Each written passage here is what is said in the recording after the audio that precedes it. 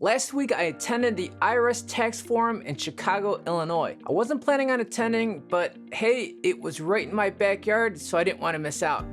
It's the first time I'd ever attended one. It was really good. I met a lot of nice people, and I learned a lot about what's going on right now with the IRS, and I want to share that with you. I had a front row seat for the keynote speech by IRS Commissioner Danny Werfel, where he emphasized that it's a historic time at the IRS right now due to their $60 billion in new funding. Overall, I was quite enlightened. He shared his vision for the IRS and the new direction they're going. He talked about their aggressive hiring and the IRS modernization and how this all affects you as a taxpayer.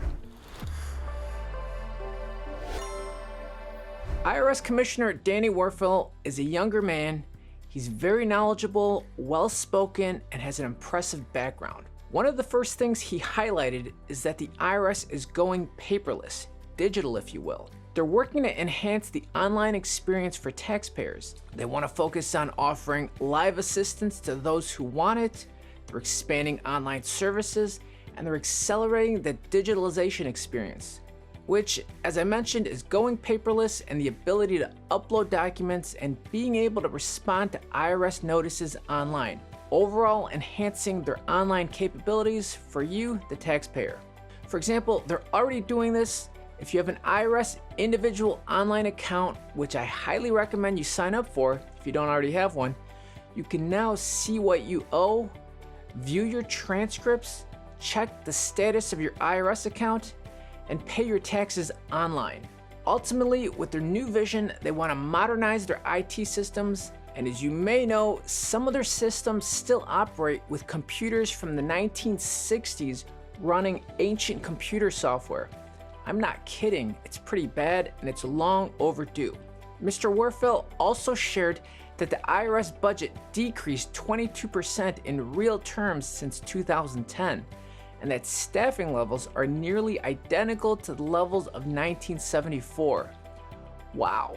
Their funding has been repeatedly cut or limited in recent years, as you may have heard about. So as a result, the IRS has been forced to freeze technology investments while, think about it, other large financial institutions have steadily increased theirs. Their outdated technology slows down their internal processes and makes it harder to meet taxpayer expectations.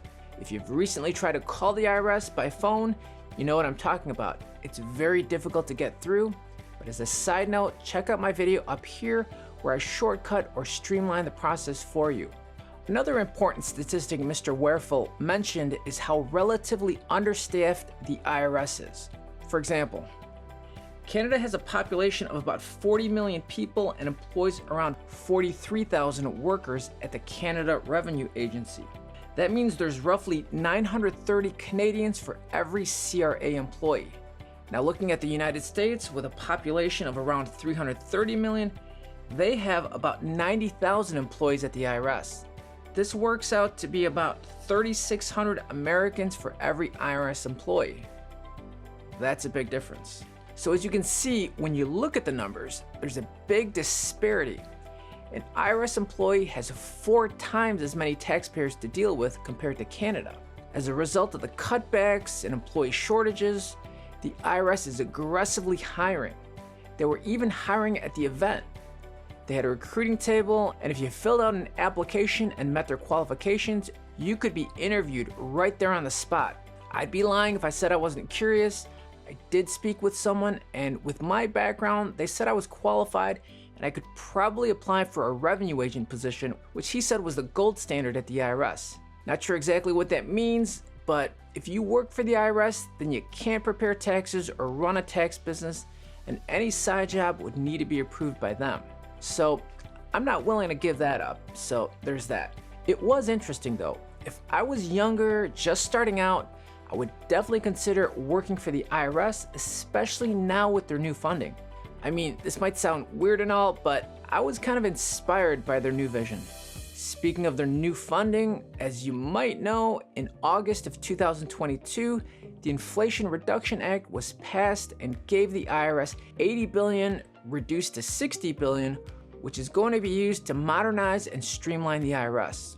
They have a new strategic plan which has a broad vision with 5 key objectives for transforming the IRS. Number 1, dramatically improve taxpayer service to help taxpayers meet their obligations and receive all the tax incentives for which they're eligible. 2, quickly resolve taxpayer issues when they arise. 3, focus on expanded enforcement on taxpayers with complex tax filings and high-dollar non-compliance to address the tax gap. And if you didn't know, that's the amount of tax money that the IRS is owed versus the taxes that they're actually collected. The difference is the tax gap.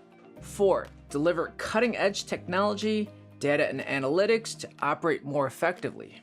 5, attract, retain, and empower a highly skilled and diverse workforce and develop a culture that's better equipped to deliver positive results for taxpayers. I don't know about you, but it all sounds good to me. I'm all for an improved taxpayer experience. Let me know what you think. Is that what we're going to get or something else? Danny Werfel also talked about wanting to level the playing field for the highest income earners who have the benefit of hiring tax professionals and CPAs. He also noted there were 100,000 of these high income earners, those earning over 400,000 who are non-filers. That's people who haven't even filed a tax return. Can you imagine that? Earning that much money and not even bothering to file a tax return. Go figure. And it's true. A recent IRS headline states, IRS collects milestone $1 billion in back taxes from high wealth taxpayers. This highlights the IRS announced Thursday that it has collected $1 billion in back taxes from high wealth tax cheats.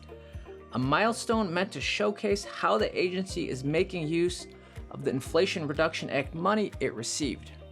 Mr. Werfel also mentioned that the IRS is very aware of the misinformation that is being aggressively promoted on social media sites like TikTok, Instagram, YouTube, you name it.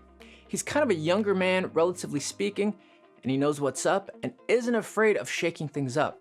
Check this out. They now have the resources to go after and challenge this misinformation.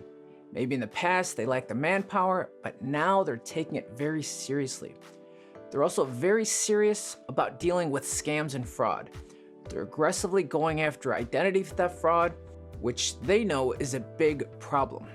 Side note, get an IP PIN. You can manage it with your individual online account. He also talked about fraud with the fuel tax credit scams and self-employed household employee schemes. He mentioned that the old era of the IRS is ending and a new era is beginning. I believe him, and I think you should too.